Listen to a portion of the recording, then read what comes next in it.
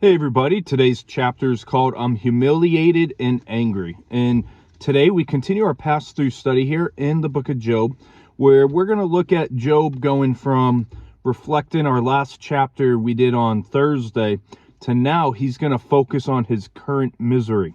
So Job moves from the last chapter of reflecting the good old days versus to now he's lamenting his present losses.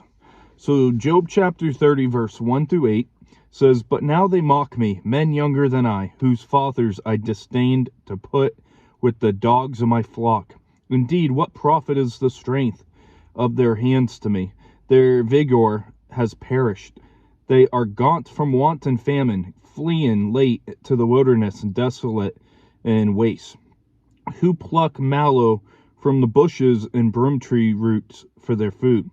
They were driven out from among the men. They shouted at them as at a thief. They had to live in the clefts of the valleys, in caves of the earth and the rocks. Among the bushes they brayed.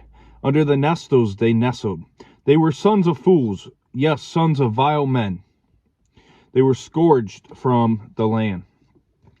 So we see that the opening of Job's current misery speech, he focuses on describing his mockers, that dissipated wanderers who, because of their uselessness and wickedness, weren't welcome in society, so they were driven out of the land.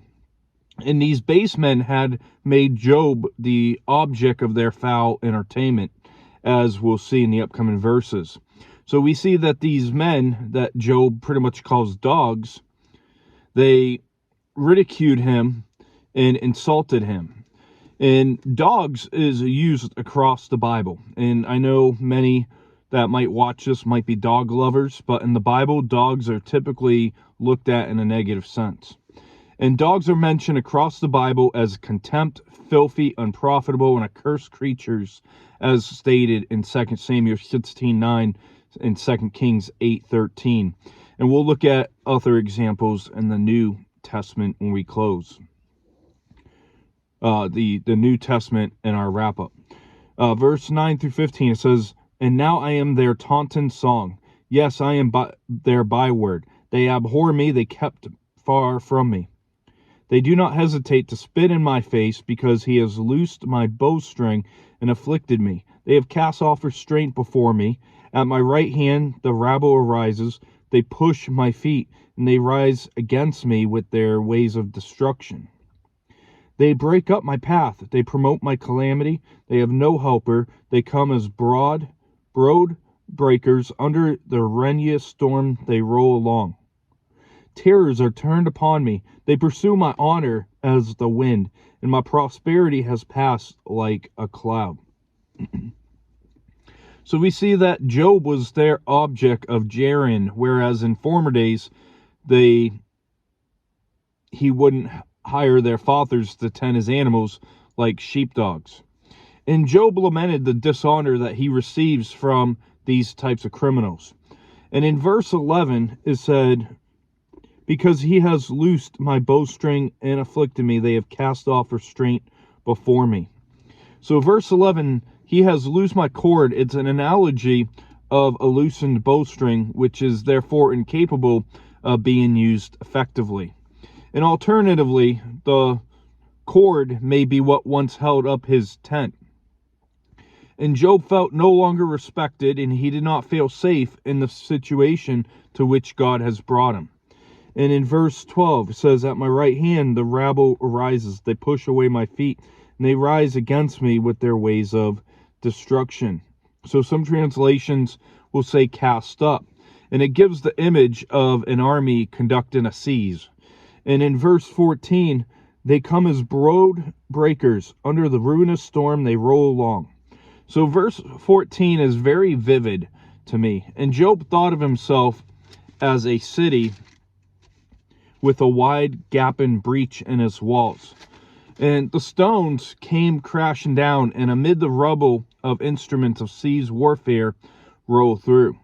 And the peace and dignity that Job had so enjoyed have vanished like a cloud. In verse 16 through 23 says, and now my soul is poured out because of my plight. The days of affliction take hold of me. My bones are pierced in me at night, and my gnawing pains take no rest. By great force my garment is disfigured. It binds me about the collar of my coat. He has cast me into the mire, and I have become like dust and ashes. I cry out to you, but you do not answer me. I stand up, you regard me. But you have become cruel to me. With the strength of your hand, you oppose me. You lift up to the wind and cause me to ride on it. You spoil my success, for I know that you will bring me to death and to the house appointed for all living. So Job's life receded away. Suffering gripped him. His bones ached. Gnawing pain never relented. His skin garment was changed, as we'll see also coming up in verse 30. And Job was reduced to mud, dirt, and ashes. And this caused the most suffering of all, what seemed to be the cruel science of God. So Job felt with all these different negative experiences he's experiencing that God was silent. And Job is physically in pain, but worse is the spiritual trauma that's arising from the recognition that it's God who is subjecting him to this treatment and refusing to pay attention to his pleas for relief. And as I mentioned before, Job's going to find out that God was with him the whole time. But in verse 18, it says, by great force my garment is disfigured. It binds me about as the collar of the coat. So verse 18 is as if Job talks again as if God was his enemy. And sometimes when we go through the hard times, we can feel like God is an enemy. Verse 19, he has cast me into mire, and I have become like dust and ashes. So verse 19, dust and ashes symbolize submissive humiliation. Verse 20, I cry out to you, but you do not answer me. I stand up and you regard me. So verse 20, I cry out to you refers to God. So Job is accusing God of abusing his position by ignoring Job's petition in need. And, I think of the Apostle Paul's words in Romans 9:20, who are you, man, to question God? But verse 23, it said, for I know that you bring me to death into the house appointed for all living. And so verse 23, the house appointed, it speaks of the grave, obviously. And Job felt that God wanted to destroy him and that God was going to destroy him. And verse 24 through 31, to finish the chapter, says, surely he would not stretch out his hand against a heap of ruins. If they cry out when he destroys it, have I not wept for him who was in trouble? Has not my soul grieved for the poor? But when I looked for good, evil came to me. And when I waited for light, then came darkness. My heart is in turmoil and cannot rest. Days of affliction comfort me. I go about mourning, but not in the sun. I stand up to the assembly and cry out for help. I am a brother of jackals and a companion of ostriches. My skin grows black and falls from me. My bones burn with fever. My harp is turned to mourning, and my flute to the voice of those who weep. So this seems to be saying that God must have sympathy. If Job has, so not to destroy altogether what's already ruined. And Job thought that he reached out for help in his misery and received only evil. And once again, we see that Job is describing his intense physical and emotional pain that he's experiencing. And Job's like, I've comforted others in the past, but I received no assistance from my friends, but further heartache. And they forgot his former kindness, and as a consequence, he's drained physically and emotionally. In verse 28, it shows, I go about mourning, but not in the sun. I stand up in the assembly and cry out for help. Those words are like piercing a sword through your heart when you read these words. But it shows his affliction caused his skin to darken, and in his agony, Job uttered words that sounded like the wailing of jackals or the groans of ostriches. And Micah, he experienced a wailing similarly to Job back in Micah chapter 1, verse 8. And Job's life is no longer entertained by music. He didn't have, the Beatles, While My Guitar Gently Weeps, when this is happening. He was no longer entertained by music. He hears only the shrill tones of his mourning and weeping. So think of this man that's in huge distress, and that's all he can hear. The world, the universe is silence around him. And so Job also describes the effects we saw in verse 30. So today we're going to wrap up right here, and we look today at the loss of respect that Job once held in the community of the men. And as we mentioned before, Job was a very, well-known person in his community. He was highly respected, and he was, equivalent to like a mayor.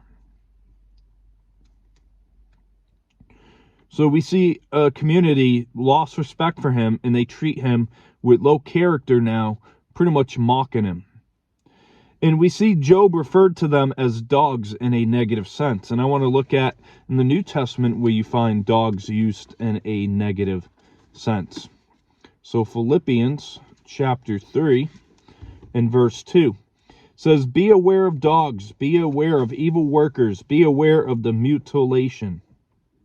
So the New Testament is where dogs are seen as accursed. In Revelation 22:15.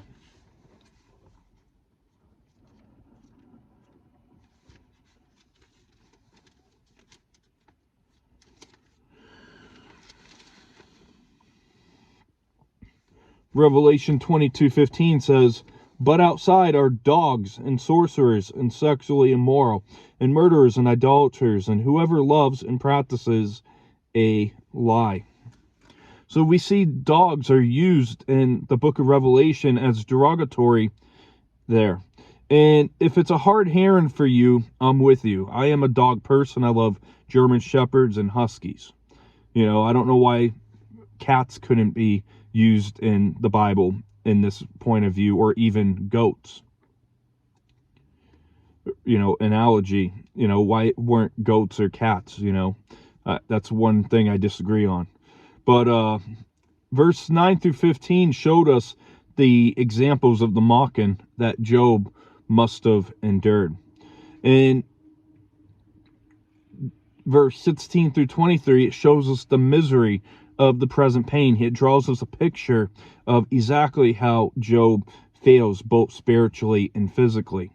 In the chapter, it ends with claiming the misery of the injustice that's done to Job. And that will wrap up today's video. We'll see you this upcoming week as we look at Job proclaiming his purity and innocence. And just a heads up, we're gonna say some things that probably won't be favored, might even shock you. So I'll announce when that video will be this week. But for now, enjoy the rest of your weekend. God bless.